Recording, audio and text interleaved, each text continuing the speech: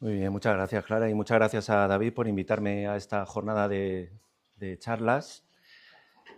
Y es muy agradable ver aquí caras familiares con los que he colaborado en diferentes proyectos. Creo, antes la moderadora me ha dicho que tengo 20 minutos, entonces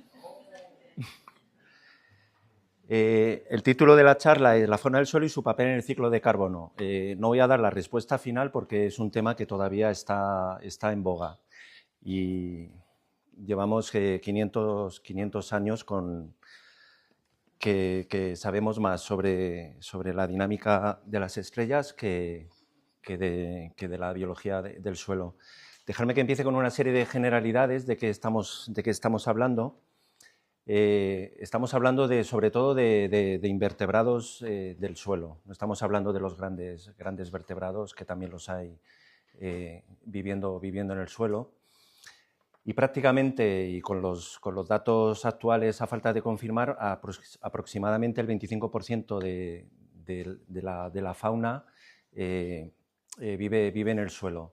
Casi todos ellos son insectos en alguna fase de su estadio de desarrollo. Y los anélidos, los oligoquetos, las lombrices representan el 1%, pero ese 1% puede ser muy conspicuo en algunas zonas y tener unos efectos muy marcados en el ecosistema. Esta es una primera clasificación que se hizo en los grupos... No te vas a apagar ahora. Cualquier botón. No le ha gustado. No, pues habrá, como lleva tanto rato, nada, le damos a cualquier... Ah, vale. Sí, ya os dije que eran 20 minutos. Entonces, una primera clasificación se realizó con tamaño para dividir en tres grandes grupos: microfauna, mesofauna y macrofauna. Macrofauna, aquella, digamos, la que se ve a simple vista, ¿no? Y de un tamaño de diámetro del cuerpo mayor de 2 milímetros. También en la gráfica de la izquierda podéis ver que siempre ha habido un déficit taxonómico según el tamaño de esta fauna, pero ya con las técnicas moleculares esto se está corrigiendo. El clásico método para extraer la macrofauna del suelo es el método TSBF, que son las siglas del Tropical Soil Biology and Fertility Program de los años 80, y que en la actualidad ya es un método ISO, ya está certificado. Y consiste en la extracción de un monolito de suelo de un tamaño determinado, 25 por 25, y se divide en diferentes capas. Y esto ya hace un par de años se publicó el primer estudio global de la macrofauna utilizando este método en más de 4.000 sitios alrededor del mundo. Lo que se ha visto es que hay 6 grupos que constituyen más del 95% de la biomasa y la densidad, que son lombrices, coleópteros, isóptera, que son las termitas, diplópodos, o sea, 1000 pies, 100 pies, y las hormigas, que también pueden ser muy abundantes en algunos ecosistemas tropicales como el bosque. Este es otro trabajo en el que podemos ver la gráfica de abajo en color verde, por ejemplo, las termitas, como son muy abundantes en la zona tropical en diferentes biomas, y en color violeta claro, lombrices en las zonas boscosas y pastizales de las zonas templadas. Y aquí a la derecha una relación con diferentes propiedades ecosistémicas medidas en los diferentes estudios, con relaciones positivas y negativas según los grupos funcionales de fauna. Aquí me voy a detener un rato porque esto es clave. La macrofauna del suelo puede participar de dos maneras en la dinámica de los procesos. Una está basada en las redes tróficas, en las interacciones tróficas que se producen entre los diferentes individuos y comunidades, y otra más enfocada en las estructuras que producen algunos organismos, como pueden ser las lombrices, y que tienen unos efectos de modificación de hábitat y de condiciones físicas del suelo.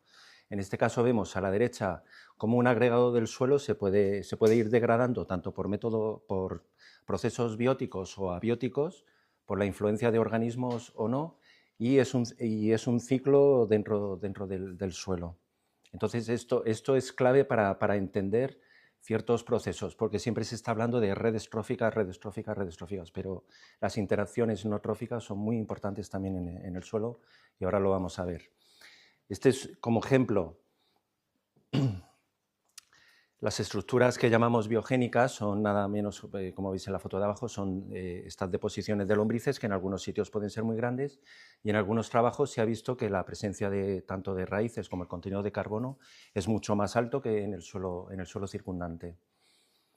En una escala un poco mayor, también se ha visto que al excluir algunas especies de ciertas zonas, provoca una degradación en el suelo, aumenta la compactación del suelo, la biomasa vegetal es mucho más baja, hay una mayor incidencia de plantas adventicias y menor cantidad de carbono en el suelo. Y ahora un poco más específico, un estudio que realizamos aquí en los prados de Ordesa con una estudiante de doctorado, nos enfocamos en la dinámica de estas estructuras biogénicas, con una tecnología que es la espectroscopía de infrarrojo cercano, que algunas personas aquí en la sala han trabajado con ella y conocen muy bien. Esta técnica lo que permite es identificar cambios en la materia orgánica según si ha sido intervenida o no por organismos del suelo. Aquí muy brevemente la técnica. Podemos conseguir las estructuras biogénicas tanto en campo como en laboratorio y después se pasa por un aparato de NIRS y obtenemos un espectro. Esta fotografía de aquí son muchas, seguro que muchos y muchas lo habéis visto, en la olla de Huesca hay unas épocas en las que aparece todo lleno de deposiciones de lombrices que están producidas por esta especie. Un pequeño inciso, el que quiera verlas en el parking está plagado. Ah, también, sí, es que por aquí está, sí. Va por todo Aragón, llega hasta alta montaña. Bueno, es otra especie, pero es el mismo género. Y este es uno de los géneros Proselodrilus más antiguos que hay en lombrices.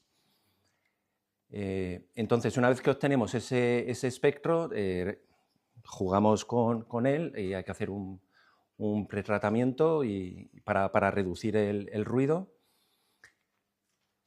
Y al final obtenemos un gráfico como el de arriba, que ya se empiezan a marcar unas señales en unas longitudes de onda específicas. Eso nos va a permitir identificar qué estructuras han sido producidas por unos organismos y otros, porque esas señales cambian según quién lo ha producido. Y aquí vemos un ejemplo, en 3 especies, deposiciones de un día de edad, cómo identifica claramente las que son producidas por una especie o por otra.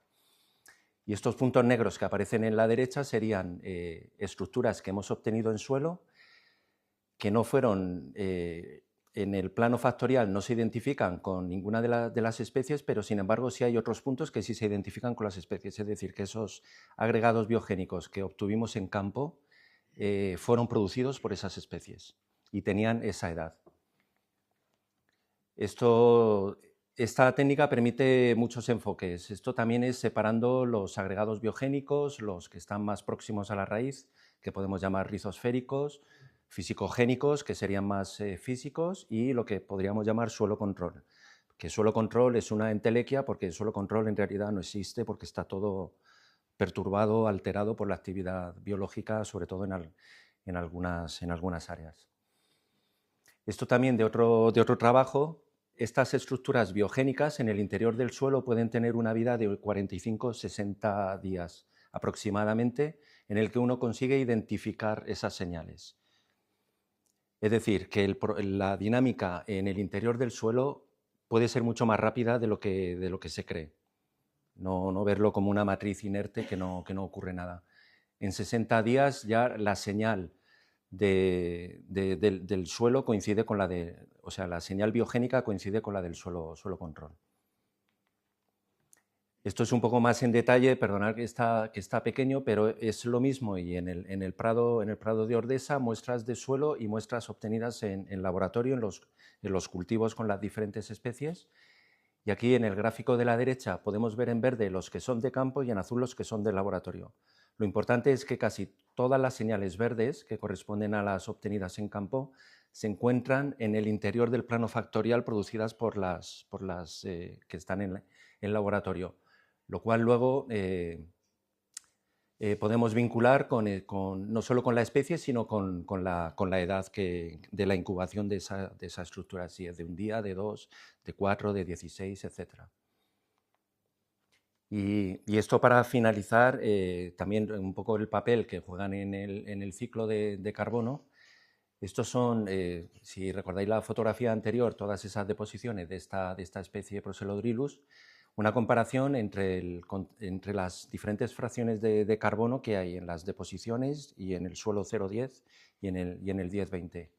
Y como vemos, en casi todos los casos, la concentración de carbono en las deposiciones es mucho mayor que en el resto de las fracciones. Así que nada, estos son unos trabajos que podéis también consultar en los que he estado participando. Este es un protocolo de muestreo de una acción COS que estuve coordinando, KISOM, y esto es un manual también, pero más enfocado a personal técnico sobre la macrofauna del suelo que se preparó en la FAO. Así que nada, muchas gracias, sí, sí estoy en tiempo.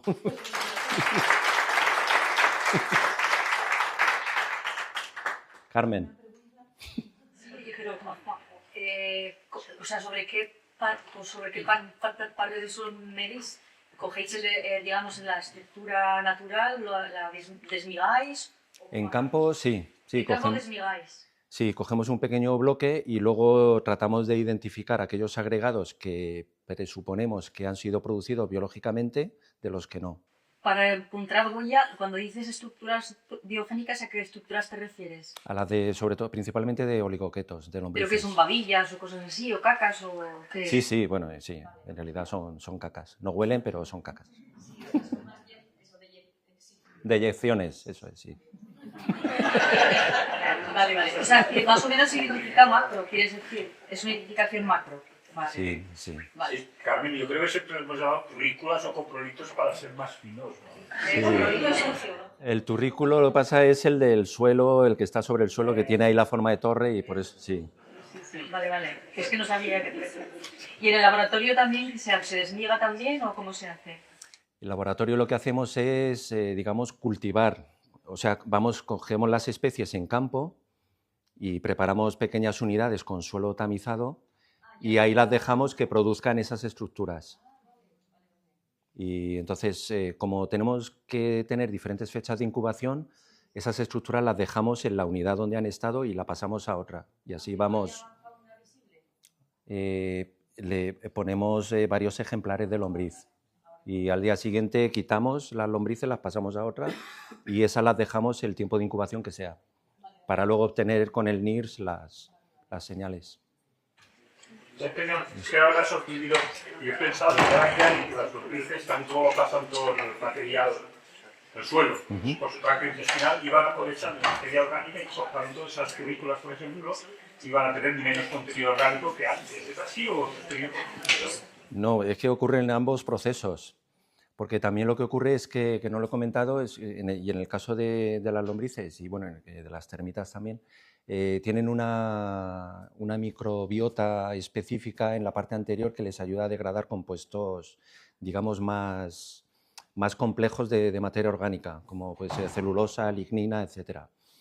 Entonces, a veces sí se produce ese proceso que puede tener más carbono en las deposiciones o menos, depende de lo que